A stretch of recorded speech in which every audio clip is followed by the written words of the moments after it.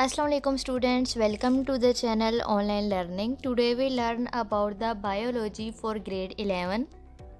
आज का हमारा टॉपिक है क्लासिफिकेशन ऑफ एंजाइम्स।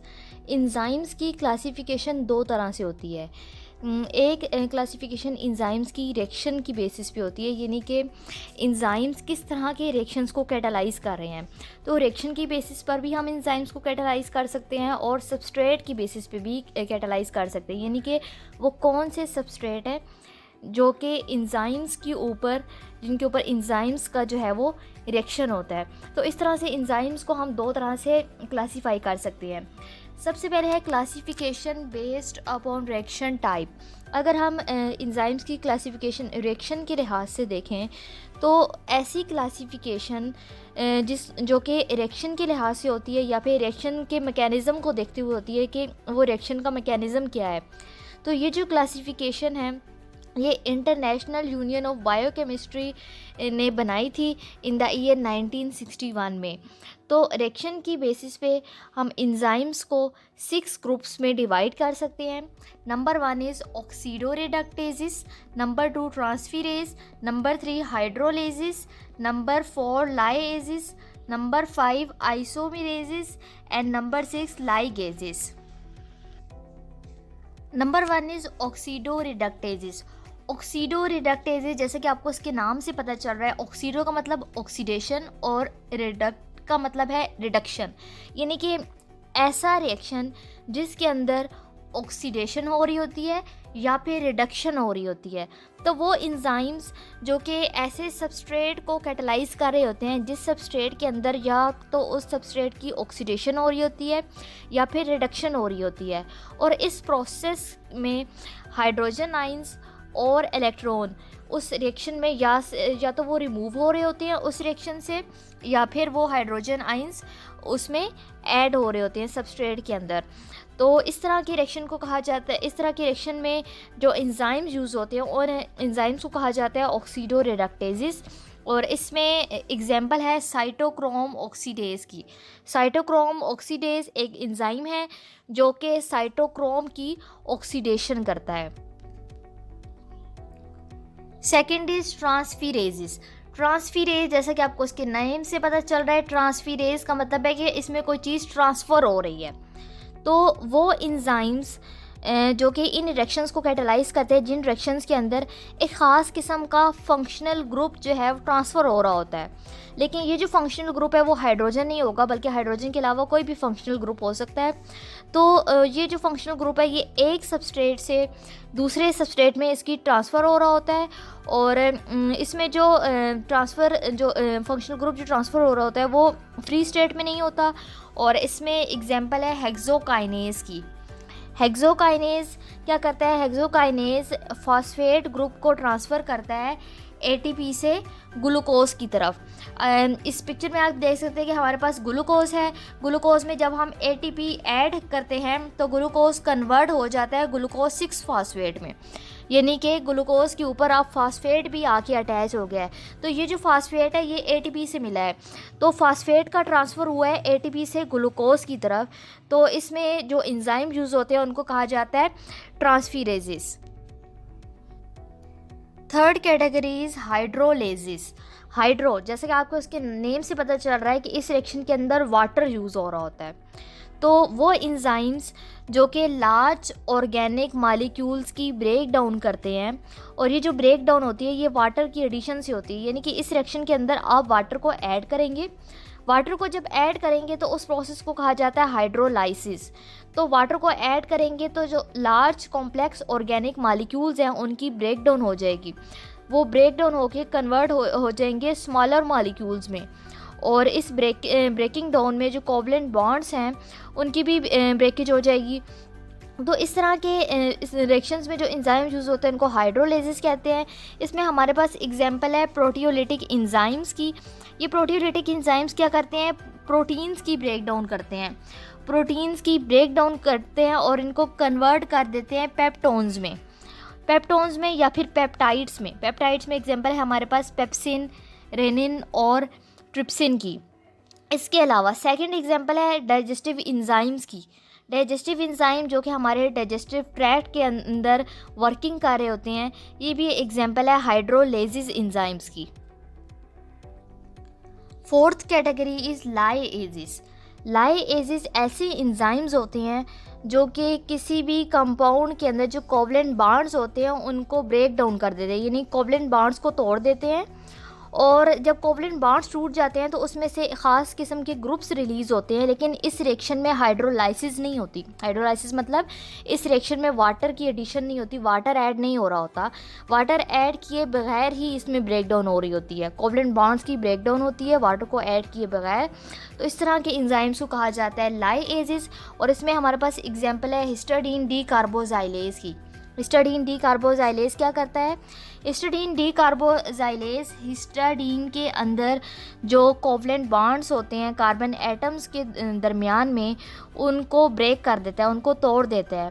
तो इस तरह से जब हिस्टाडीन के अंदर जब कार्बन के दरमियान में जो कोवलेंट बॉन्ड्स है जब वो टूट जाते हैं तो हिस्टाडीन कन्वर्ट हो जाती है हिस्टामीन में, और इस रिएक्शन में कार्बन डाइऑक्साइड जो है वो रिलीज़ होता है। Fifth category is isomerases. Isomerases जैसा कि इसके नाम से पता चल रहा है कि इसमें आइसोमर्स बनते हैं।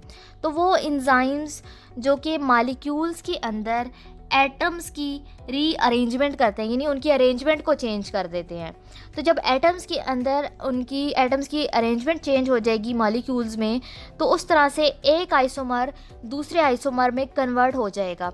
तो इस तरह के इंजाइम्स को हम कहते हैं आइसोमेरेजेस। और इसमें एग्जांपल है हमारे पास फॉस्फोहेक्सोज आइसोमेरेज की। फॉस्फोहेक्सोज आइसोमेरेज क्या करता है?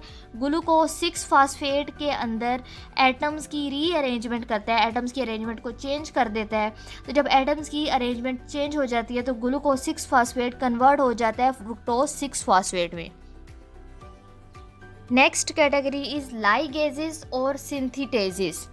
लाइगेजेस और सिंथेटेजेस जैसे कि आपको इसके नेम से पता चल रहा है, इसमें सिंथेसिस हो रही होती है कि कोई चीज़ बन रही होती है। तो वो इंजाइम्स जो कि दो मॉलिक्यूल्स को आपस में ज्वाइन करते हैं और दो मॉलिक्यूल्स को ज्वाइन करके एक नई चीज़ बनाते हैं, तो वो उन इंजाइम्स को कहा जाता है लाइगेजेस।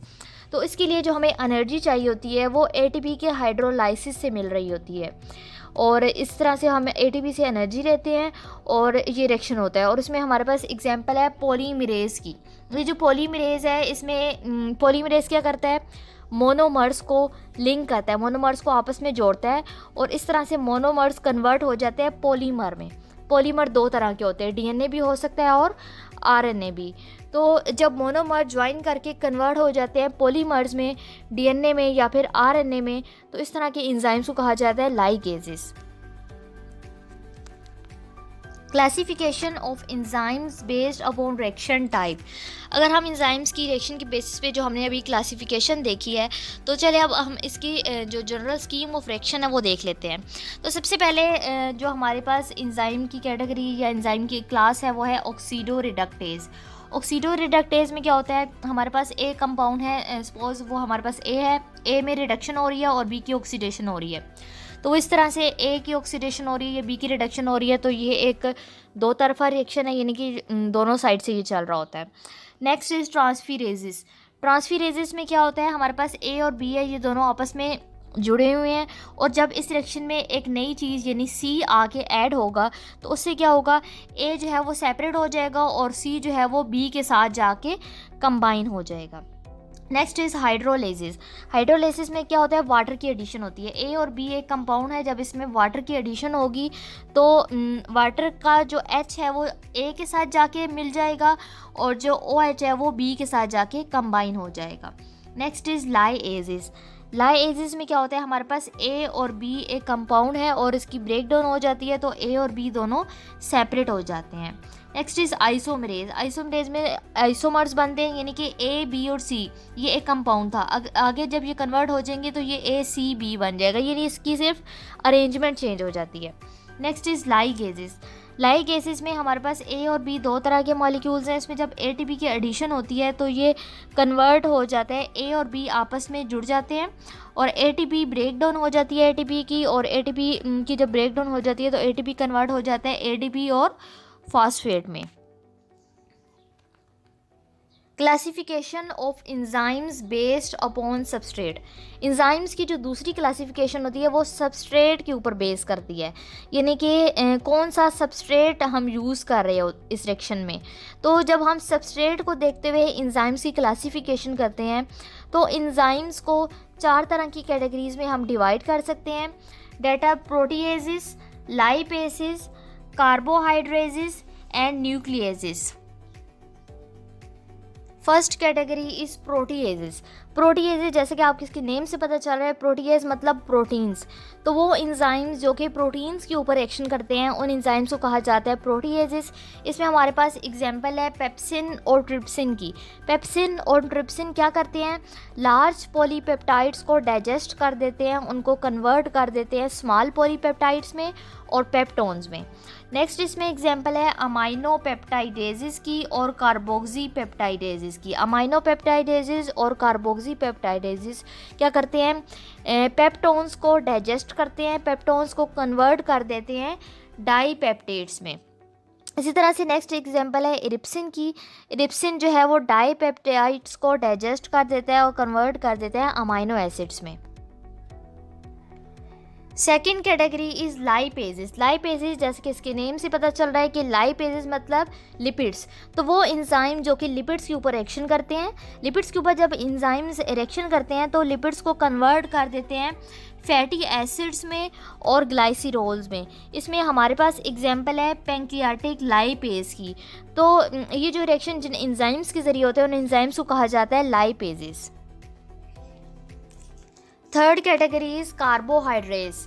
कार्बोहाइड्रेट्स मतलब कार्बोहाइड्रेट्स, यानी कि कार्बोहाइड्रेजेस वो इंजाइम्स हैं जो कि कार्बोहाइड्रेट्स के ऊपर एक्शन करते हैं। तो वो इंजाइम जो कि कार्बोहाइड्रेट्स की ब्रेक डाउन करते हैं उन इंजाइम्स को कहा जाता है कार्बोहाइड्रेजेस, और इसमें बहुत से इंजाइम शामिल हैं। बहुत सी एग्जांपल्स हैं इसमें। सबसे पहली एग्जांपल है अमाइलेज की। अमाइलेज क्या करता है, स्टार्च और ग्लाइकोजन को कन्वर्ट कर देता है माल्टोज में। सेकेंड एग्जांपल है सेलुलेज की। सेलुलेज सेलुलोज को कन्वर्ट कर देता है सेलोबायोस में, जो कि एक डाइसेक्राइड है। थर्ड एग्जांपल है इसमें माल्टेज की। माल्टेज कन्वर्ट करता है माल्टोज को ग्लूकोज में। फोर्थ एग्जांपल है इसमें डायास्टेज की। डायास्टेज स्टार्च के ऊपर एक्शन करता है। फिफ्थ एग्जांपल है सुक्रेज की। सुक्रेज जो है वो सुक्रोज को डाइजेस्ट करता है, सुक्रोज को कन्वर्ट कर देता है ग्लूकोज में और फ्रुक्टोज में। और इसमें एक और एग्जांपल है हमारे पास लैक्टेज की। लैक्टेज क्या करता है, लैक्टोज को कन्वर्ट कर देता है ग्लैक्टोज में और ग्लूकोज में। Fourth category is nucleases. Nucleases जैसे कि इसके नेम से पता चल रहा है, इसमें जो इंजाइम्स हैं वो न्यूक्लिक एसिड्स के ऊपर एक्शन कर रहे होते हैं। तो न्यूक्लिक एसिड्स दो तरह के होते हैं, डीएनए और आरएनए। तो इन रिएक्शंस में डीएनए और आरएनए की ब्रेक डाउन हो रही होती है। तो इसमें भी 3 तरह के इंजाइम्स होते हैं। पहला इंजाइम है आरएनएजेस। आरएनएजेस जैसे इसके नेम से पता चल रहा है ये आरएनए की डाइजेशन कर रहा है, यानी आरएनए को कन्वर्ट कर रहा है उसके राइबोन्यूक्लियोटाइड्स में। दूसरा इंजाइम है डीएनएजेस। डीएनएजेस यानी ये डीएनए की डाइजेशन कर रहा है, डीएनए को कन्वर्ट कर देता है डीऑक्सीराइबोन्यूक्लियोटाइड्स में। और थर्ड है इसमें एटीपेजेस। एटीपेजेस इसके नाम से पता चल रहा है कि एटीपी की हाइड्रोलाइसिस करता है, और ये जो हाइड्रोलाइसिस है ये मसल्स के अंदर होती है और इस तरह से एटीपी कन्वर्ट हो जाता है एडीपी और फॉस्फेट में। I hope student you have gained the concept of classification of enzymes. If you like my video, kindly subscribe my channel. Allah Hafiz.